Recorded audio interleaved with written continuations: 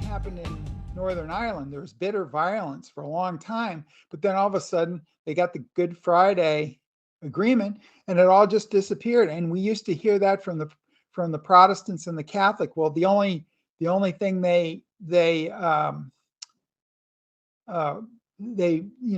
recognize, and the only thing that moves them is violence. So we have to use violence. And so you hear that conflict after conflict, but conflict doesn't just arise out of thin air.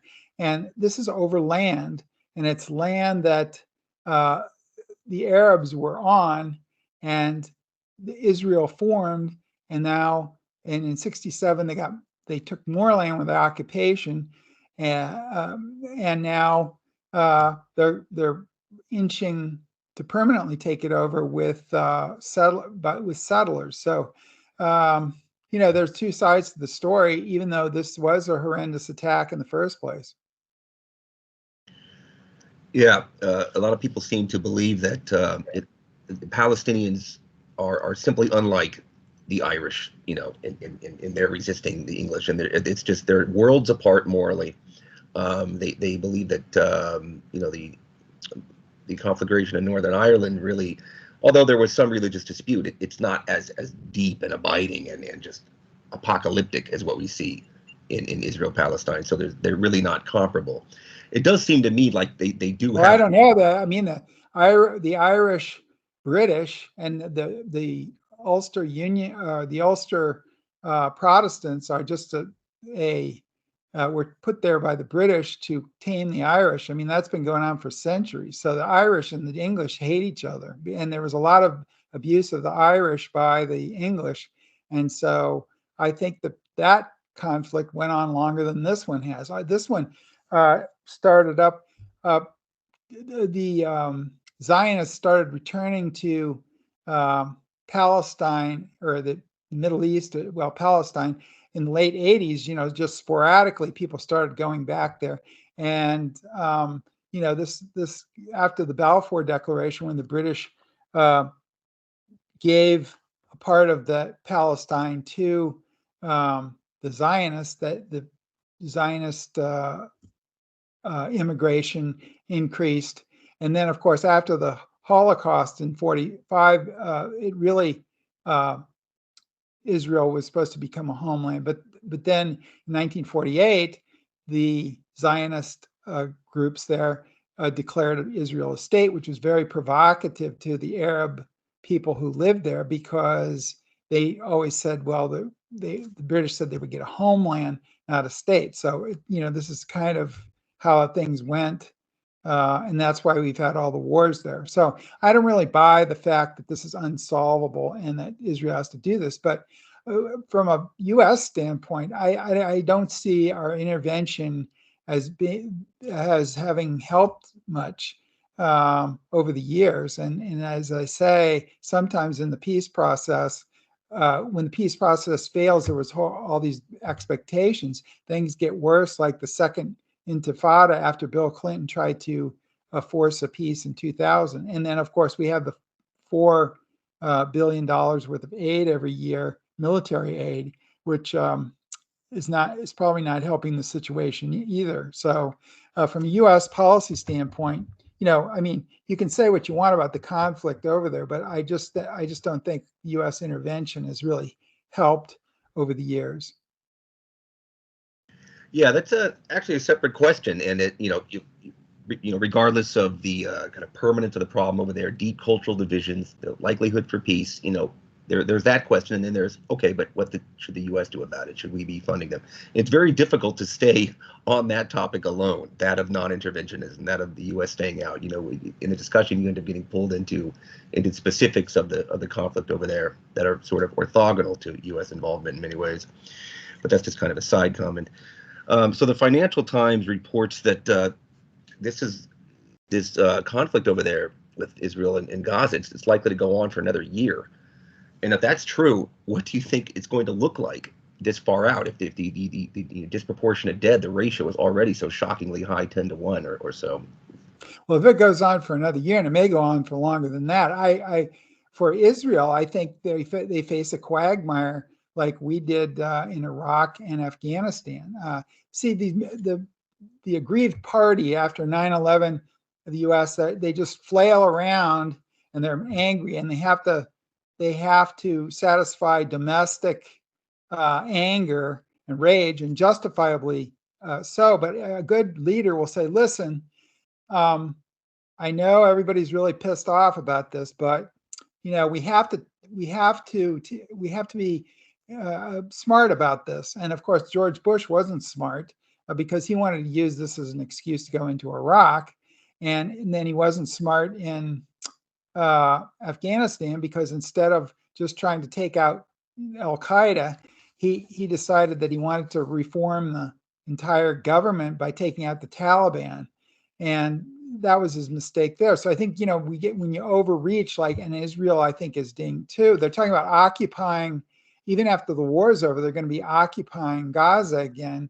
and I just don't think that's going to really suck a lot of resources from them, and they're not going to be any more secure than they were before in the long term, because a lot of these groups are more virulent, as this Brown study shows.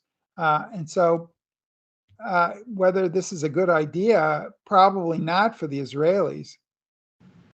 Yeah, Ian Bremmer tweeted an image of an Israel flag being planted in some of the Gaza destruction. Now, I don't know if that was generated by AI or anything. I haven't had that corroborated, but that doesn't seem like a good thing to be doing, right? If you don't want to make it look like you're essentially using this opportunity to make Israel whole or something. And right. When soldiers do this, we did this in Iraq as well. We put up the U.S. flag there. That didn't help either, right? So you're right. I mean, it's just rubbing sand in the eye of the people who have sore eyes, Yeah. Okay. So for the latter half of this conversation, let's pivot to Ukraine, and I feel like I'm rewinding the conversation back a year, but I'll just ask outright: do you think Putin invaded Ukraine due to NATO expansion? Do you take the Mearsheimer line on that? Well, I think yes. This is one of the things where you have to. Two things can be true at the same time. I could condemn Putin's invasion, and it's been a brutal invasion of Ukraine, deliberately targeting civilians with artillery, missiles, airstrikes, etc., in these cities. But I think, yes, U.S. policy had a role in that. And I think Ukraine has always been very strategic to Russia, and also culturally. The Rus started in Kiev way back when, right? I think in 800 AD, right? And so, the Russians really care what happens to Ukraine. And during the Soviet period, a lot of the industry of the Soviet Union and the agriculture was in Ukraine. So Ukraine was a very valuable piece of real estate for the Soviets. And also it's on the invasion routes. There's several invasion routes from the West that Hitler and Napoleon and everybody else used. And they go through, at least one or two of them go through Ukraine. And so Ukraine is not only strategically, militarily, but economically, culturally, and Ukraine is a whole different ballgame than the Baltics. And we've pushed NATO right up to their border with the Baltics, and that's why Putin has really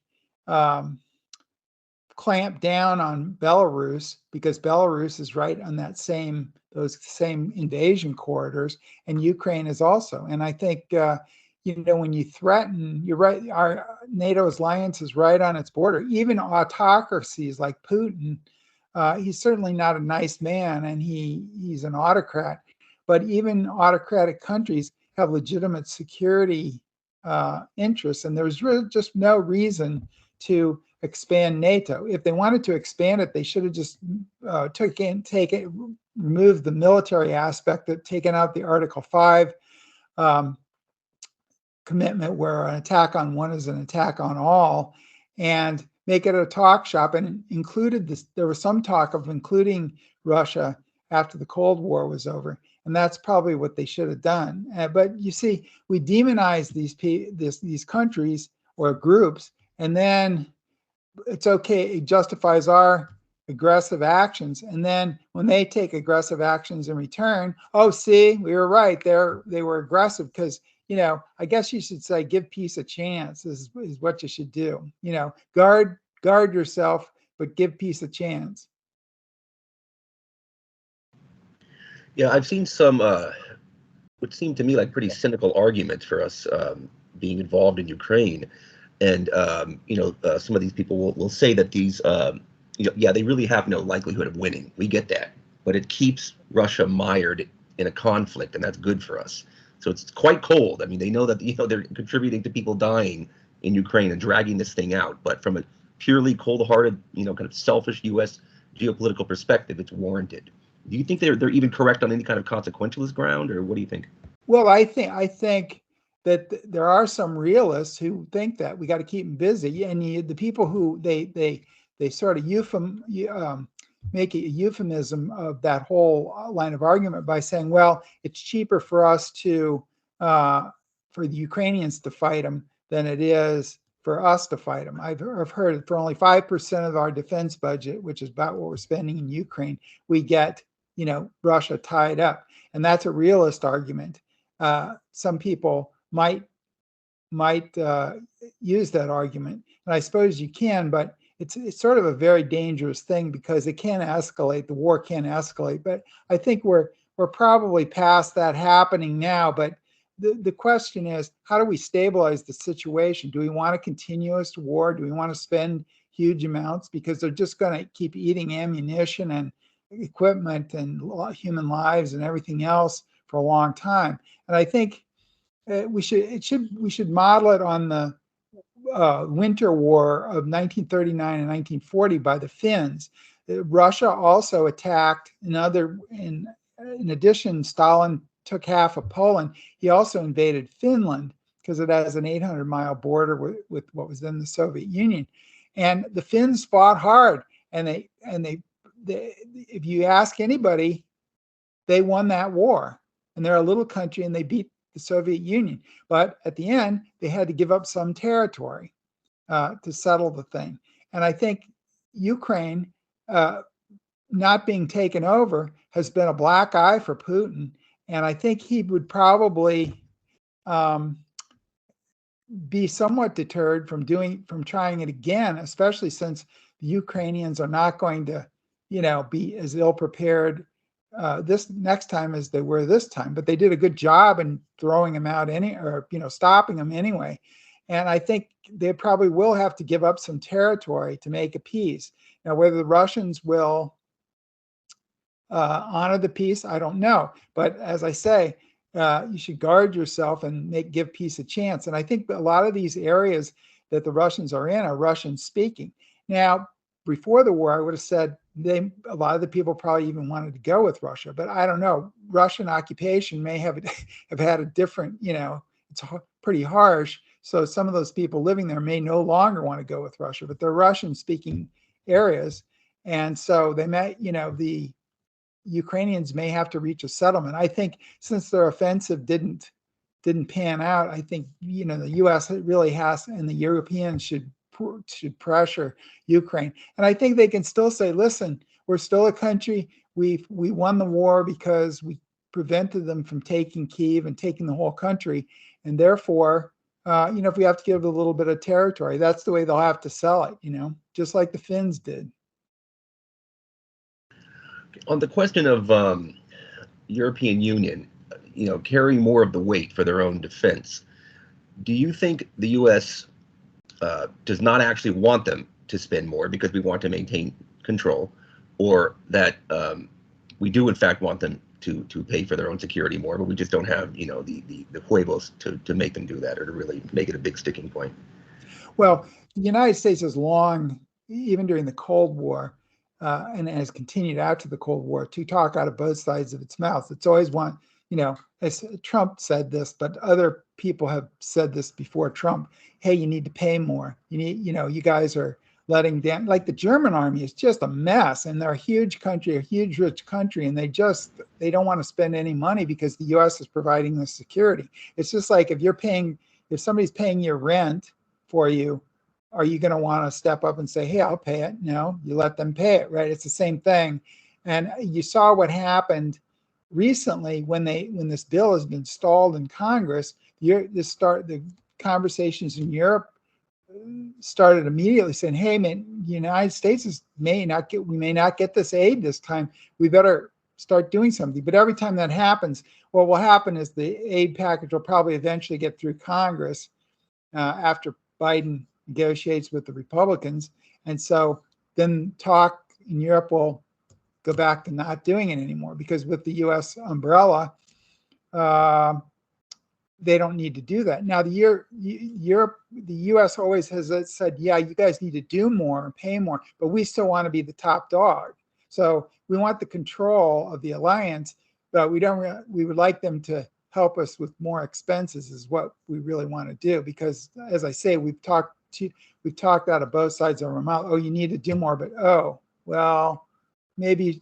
But France has always been wanting to create within NATO an independent European military arm, and the U.S. has been against that. And why? Because they want the European countries to rely on U.S. military. Okay. So as far as the cost to ourselves, I'm not so sure I'm particularly swayed by the argument that we can't afford to maintain empire. I mean, I've heard that we can't afford to do a lot of things. Our debt load has just grown over the years, but something about a nation that is hegemonic like we are, that is simply not like a household budget. And I wonder if maybe that's not actually a weak argument, that we can't afford Pax Americana, because it seems to me we can. What do you think? Well, we're doing it. I mean, but our debt is huge. And, if the dollar ever goes out of being the reserve currency for the world, I think we're in some trouble. And, empires have one of the big things of problems that empires have had, including the Soviet Empire, the British Empire, the French Empire, was they just financially went under. And to say that it couldn't happen to the U.S. is not true. We can maintain our current posture where we have 800 military bases overseas. We have so many alliances, but what if more than one of them goes up at the same time? I mean, these little wars that we had in Iraq and Afghanistan were tremendously expensive. And if we actually got into a couple big wars at the same time through alliance commitments, that's a whole different story. So we can certainly probably avoid it in peacetime if nothing happens. But if we've got all these, we've got informal alliances with Taiwan, we got an informal alliance with Israel, and we got formal alliances with, Australia, the Philippines, South Korea, Europe, all of Europe practically. It just depends on.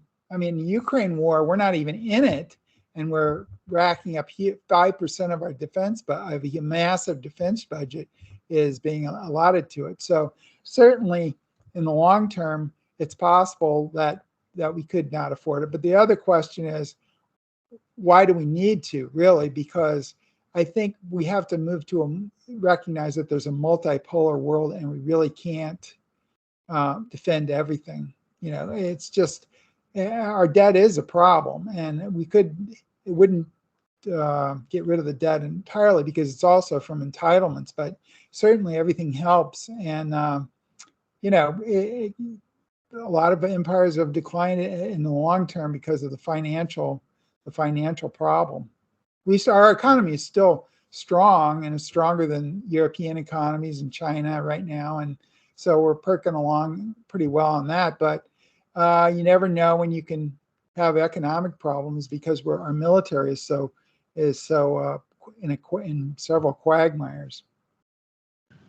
Yeah, I wonder if economic growth might make it easier for us to kind of maintain a kind of arm's length world policeman posture. Like when I think of the way that AI helped Ukrainians identify Russian soldiers and engage in certain psyop.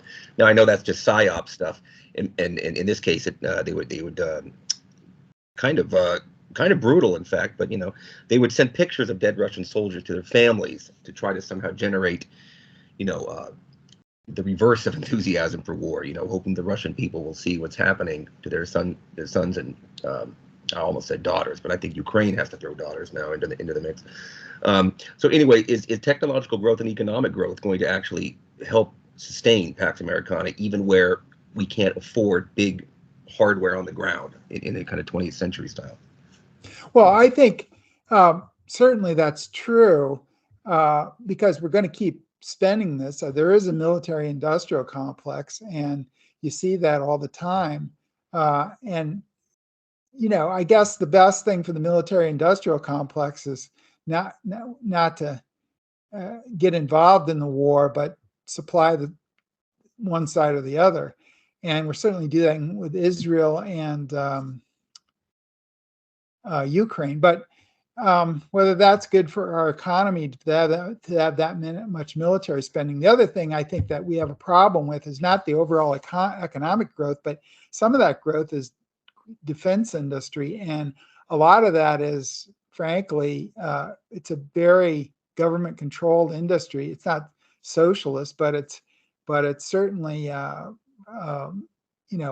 most of those defense contractors are wards of the state. They don't make much civilian equipment or products anymore. So we've got this whole sector which is not all that productive. And so, we can go around the edges, but certainly given the current politics where we've created this monster of the military-industrial complex, now we have to feed it. Certainly, if we have a bigger economy, we can afford more of it. But the problem comes if your economy goes downhill and you get involved in real wars, which we really haven't been in a long time. We've been going against Vietnam, Korea, Iraq, Afghanistan, Taliban in Afghanistan. We haven't really had a massive war against a great power before. If we did that, I mean, the consumption rates in the Ukraine war alone are just unbelievable, of ammunition and stuff like that. So it's very expensive. Yeah, I hear South Korea now is actually contributing ammunition more than any European country, which seems odd. But that kind of gets back to the question about who's footing the bill. What do you think of the rise of so-called BRICS? Brazil, Russia, India, China, and I believe S stands for South Africa. Is that any kind of serious counterweight to Western hegemony, or what do you think about their prospects? Well, I think it's certainly not a military threat, and I'm not sure China is really a military threat outside of China's a regional power militarily. And of course, Russia is a regional power militarily, and not a very good one after this war. These people that are saying, Russia could take over some other country. I'm going, if Russia tries to take over other countries, I think they're really off their rockers, because they had such a problem with Ukraine. And really, I think they were defeated when they didn't take over the country in the first place politically. Regardless of what happens now, as long as the Ukrainians keep them out of there. So I think these countries they're all over the world. There's mainly an economic bloc, and I'm not even sure it's that. So I don't really think it threatens the U.S. in any way.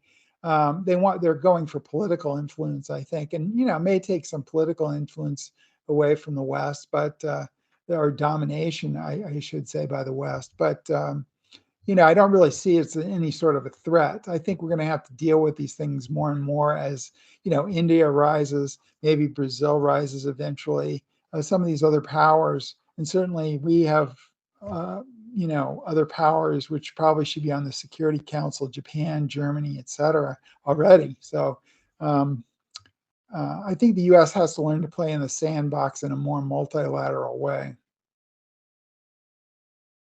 So, we finished a bit ahead of schedule. Is there anything you want to say to cap things off? Well, I think just a brief statement in that, we get involved in these things, these wars, and we think at the time, well, this is life and death. I think the average citizen really has to plow through the hype, because most media channels are really support the network, support this type of stuff because it's something great to cover. They may not realize that's why they're doing it, but that's what they're part of the military industrial congressional media complex. And I think that your average citizen has to push back and say, listen, why do we really need to do this? And at this point in the Israeli-Hamas war, Israel has already retaliated in a big way. Do they really need to get into a quagmire? Are we really helping them by continuing to fund this type of stuff? Ukraine, the same thing. What I think we need to be more critical in all cases, not just Israel, not just Ukraine, but all cases of where we're defending countries. Like Taiwan has used our alliance to buy stuff. A lot of these militaries do that. Well, we want the greatest technical gadgets. What Taiwan really needs to invest is sea mines, submarines, and precision anti-ship missiles if they don't want the Chinese to either do a blockade against them or invade their country. So they buy stuff. South Koreans are the same way. They count on the U.S. to provide certain things when they really should be buying other things. So we kind of distort things. And I think other countries need to do more for their own security. And the only way we can get them to do that is to just say, we're going to limit our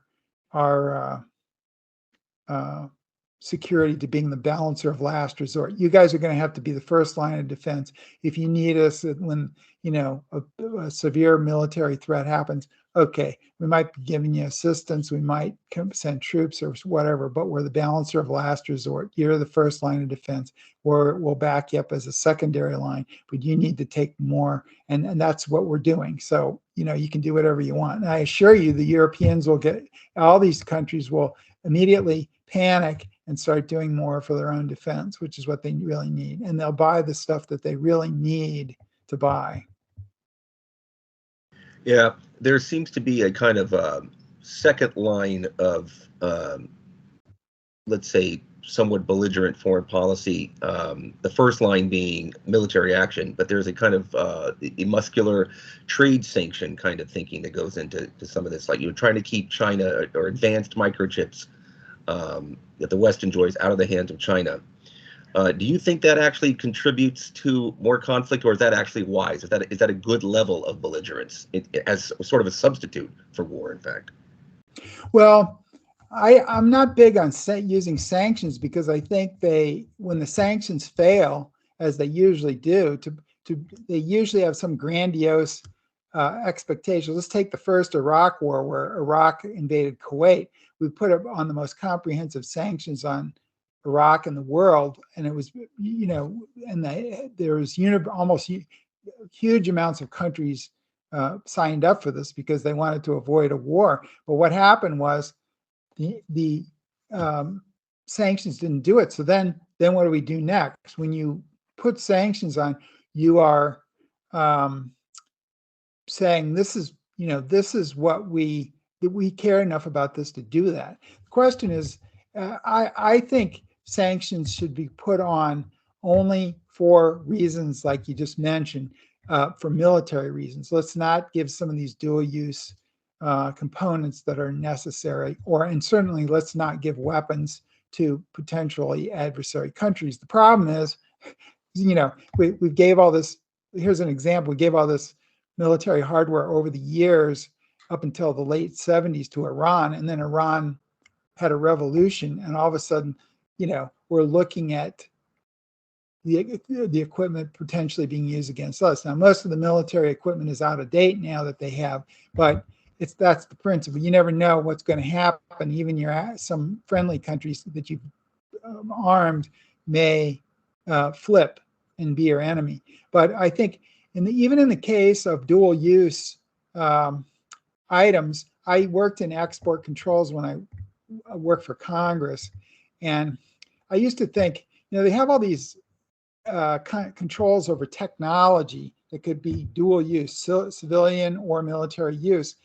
And it would be better if the Pentagon had, because they did a lot of work out of the Pentagon, there's so many rules and regulations on defense companies because they overmanage them, that it's hard to get new technology into our weapons fast. I think what they should do is decontrol the dual use and then decontrol our own Defense Department so we can get the technologies into our weapons faster than the people who get the technologies, you know, just buy them from us. So then you don't have to have as many technical controls for that. And that is one area where certain things probably shouldn't be sent, but you can minimize that if you your own bureaucracy can outpace, you know, in speed the bureaucracies of other militaries. And I think our Pentagon, despite the fact that it's grossly inefficient by our standards, is probably less inefficient than some of the places like Russia and China and those places. At least their government, because it's government run there too. So it's not going to get any more efficient. Yeah, a lot of libertarian leaners will complain about the sloth-like functioning of government, and but you know, it relative to what often. Okay, well, thanks, Ivan. Okay, thanks a lot. Cool. Have a good day. You too. Good Bye. chat.